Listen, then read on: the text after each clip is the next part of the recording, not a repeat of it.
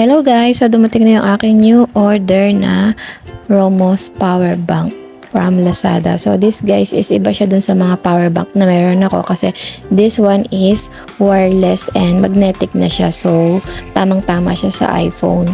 So ayan siya, binili ko siya nung 12/12 sale sa Lazada worth 1,363 pesos. So sale na siya guys dyan sa 1,363 na yan. So, this one is 10,000 mAh na siya guys and you can charge 2 gadgets. So, habang i-charge mo yung wireless mo na iPhone, so pwede ka pa rin maggamit ng USB kasi meron siyang input at output na isang slot. So, pwede ka pang gumamit ng cable doon. So, ayan, upon opening, meron siyang kasama na cord. So, para sa kanyang charging cord niya. So, Type-C siya guys. And 10,000 mAh na siya.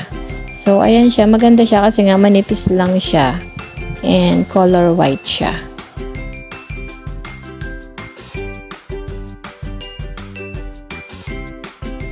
So, ang kagandahan kasi nito guys, dahil nga wireless na siya and magnetic siya. So, didikit mo lang siya dun sa phone mo.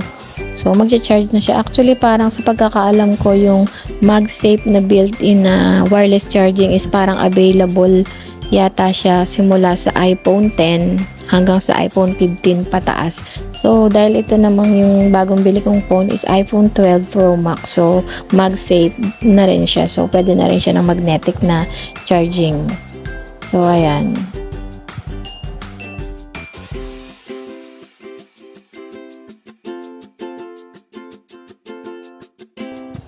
So, upon testing guys, okay naman yung kanyang wireless charging.